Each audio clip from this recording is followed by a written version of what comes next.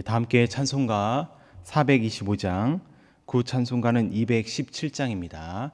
다 함께 425장 찬송하시겠습니다.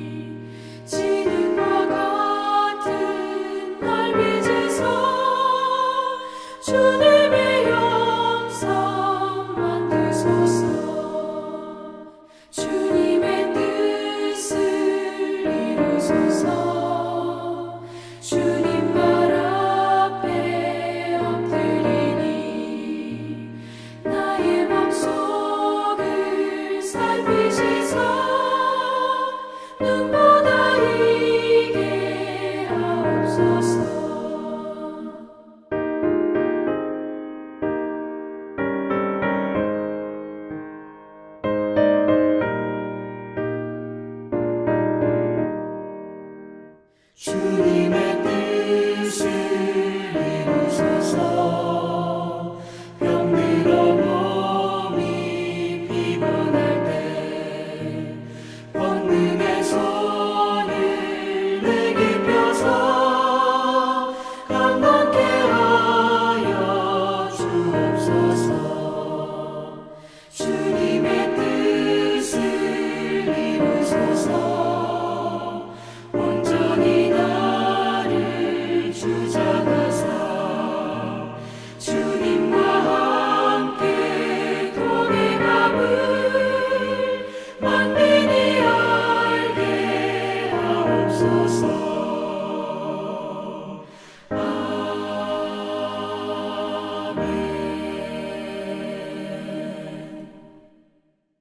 이 시간 다 함께 기도하겠습니다. 교회와 사역과 일꾼들을 위해서, 또 한국교회와 나라와 민족을 위해서 기도하겠습니다. 특별히 생명이 풍성한 건강한 교회가 되고 또 말씀으로 새로워지는 우리 교회가 되도록, 코로나가 속히 종식되고 남북 긴장 관계가 속히 완화되도록 이 시간 주여 한번 부르시고 함께 통성으로 기도하겠습니다.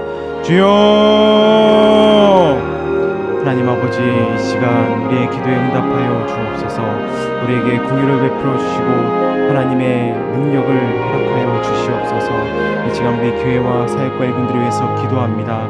하나님 함께하여 주셔서 언제나 생명이 풍성한 우리 건강한 교회 될 수 있도록 역사하여 주시옵소서. 그 생명은 하나님의 것이오니 하나님께서 온전히 허락하여 주셔서 우리 안에 언제나 생명이 넘치게 하여 주시고, 서로를 바라볼 때도 서로를 대할 때도 하나님의 그 마음과 그 열정으로 서로 바라볼 수 있도록 아버지 함께하여 주시옵소서. 또한 올해 주신 그 표처럼 말씀으로 새로워지는 우리에게 교회가 되기를 소망합니다.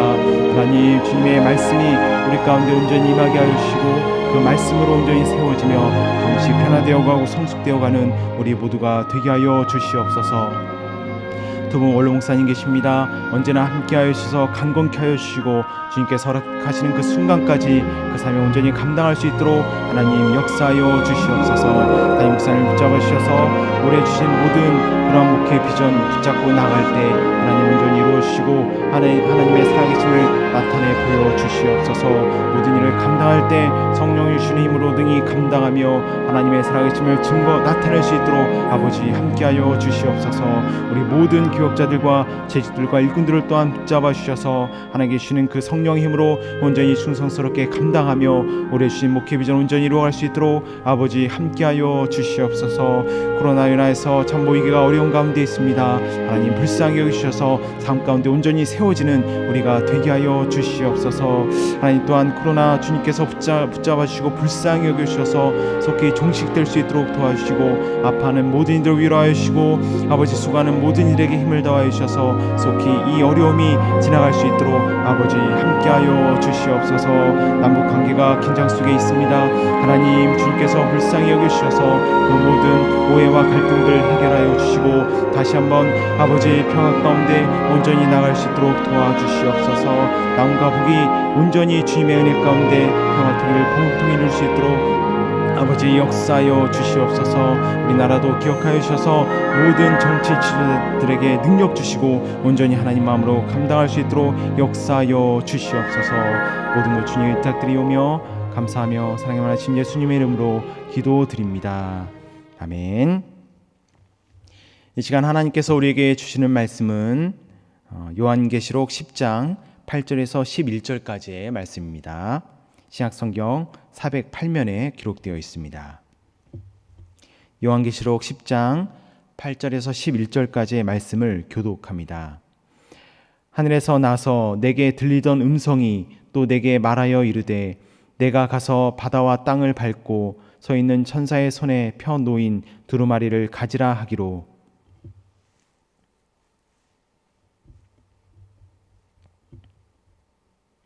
내가 천사의 손에서 작은 두루마리를 갖다 먹어버리니 내 입에는 꿀같이 다나 먹은 후에 내 배에서는 쓰게 되더라. 함께 읽겠습니다.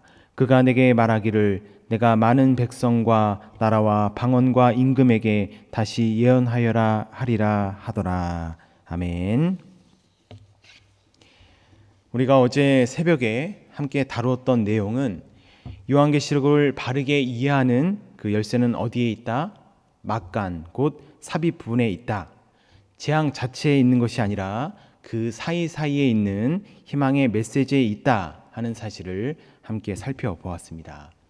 그래서 전체 이 6장에서 16장 중에서 12장부터 14장에서도 우리가 이제 내일 다룰 내용이기도 하지만 거기에도 재앙 전체에 대한 희망의 메시지가 들어가 있고 또 어제 살펴보았던 첫 번째 7가지 인재앙 그리고 또 오늘 본문이 속한 두 번째 7 나팔 재앙에도 각각 희망의 메시지가 삽입되어 있다 그렇게 말씀을 드렸습니다. 바로 이러한 삽입된 막간 이야기들 재앙 자체가 아니라 이 희망의 메시지를 어떤 관점에서 해석하느냐 하는 것이 계시록을 제대로 이해하느냐 못하느냐 그 여부를 결정합니다.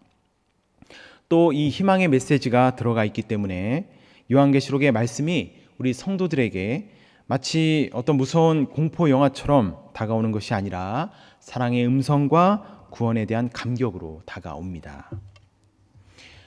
이제 본문으로 들어와서 오늘 본문이 속한 10장과 또 11장은 함께 두 번째 재앙인 7 나팔 재앙에서의 희망의 메시지를 다루고 있습니다. 그런데 이 메시지는 앞에 7가지 인재앙에서 다루는 그 희망의 메시지와 초점이 좀 다릅니다. 앞에 7가지 인재앙 7장인데요. 여기에서의 희망의 메시지는 무엇이냐면 우리 성도들은 하나님의 진노를 피할 수 있다. 곧 재앙 앞에서 두려움에 벌벌 떨고 있지만 말고 믿음으로 담대하게 맞서라 그런 내용을 다루고 있습니다. 왜냐하면 재앙에 대한 소식을 처음 접하다 보니 두려움이 앞설 수 있기 때문입니다. 하지만 10장과 11장에서는 이러한 말세의 때에 교회가 감당해야 할 사명이 무엇인지 그 사명을 일깨우는 데 초점을 두고 있습니다. 그것이 무엇일까요? 바로 복음 전파의 사명입니다. 그 말세는 우리 성도들이 나는 다행히 구원받았다 하면서 기뻐할 때가 아니라 구원받지 못한 이들에게 다가갈 때입니다.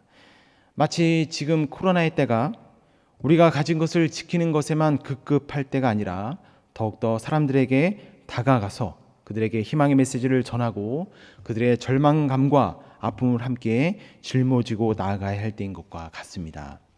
특별히 오늘 읽은 본문에서 그렇게 복음 전파의 사명을 감당하는 자에게 중요한 가르침을 주고 있습니다. 함께 1절을 보시면 힘센 천사가 손에 작은 두루마리를 펴들고 와서 요한에게 전해줍니다. 그러면서 9절에서 천사가 말합니다. 갖다 먹어버리라. 내 배에는 쓰나 내 입에는 꿀같이 달리라. 곧 요한에게 복음을 전하라 하시면서 그 전에 그 말씀을 너 자신이 먼저 먹어야 한다. 그렇게 명령하는 것입니다. 그래서 먹었더니 입에는 꿀같이 달았지만 배 안에서는 썼습니다.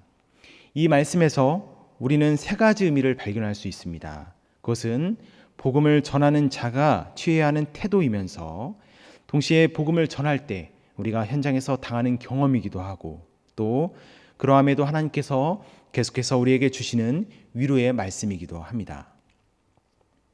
먼저 이것은 복음을 대원하는 우리들이 반드시 가져야 할 자세입니다.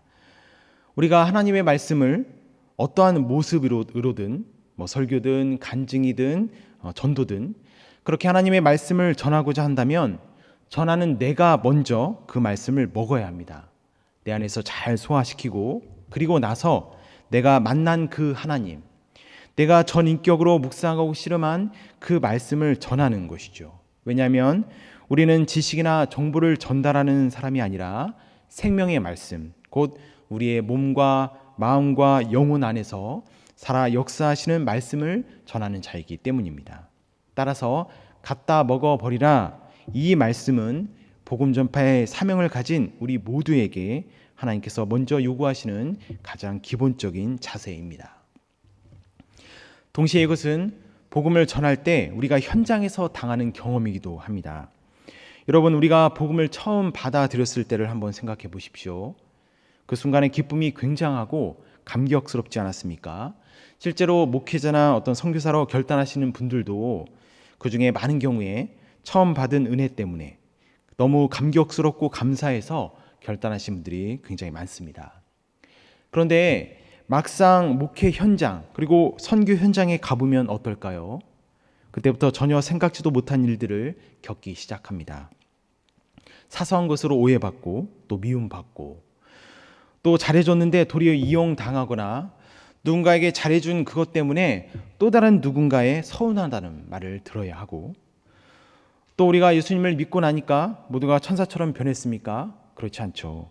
우리 인간의 죄성은 여전합니다. 그래서 오래 신앙생활을 하고 직분을 달고 또 일을 많이 해도 여전히 세상과 다를 것 없는 그렇게 보이는 성도의 모습에 난감해집니다.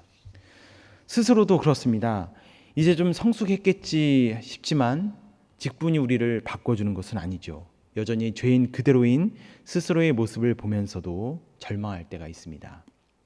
그렇게 내가 사명자가 아니었으면 겪지 않아도 되었을 고난과 상처로 아파하고 내가 왜 사명자가 되었나 하는 회의감이 들 때 때때로 몰려옵니다. 곧 내가 갖다 먹은 그 말씀이 내 입에서는 굉장히 달았는데 내 배에서는 너무 쓴 경험을 우리가 복음의 현장에서 체험하는 것입니다.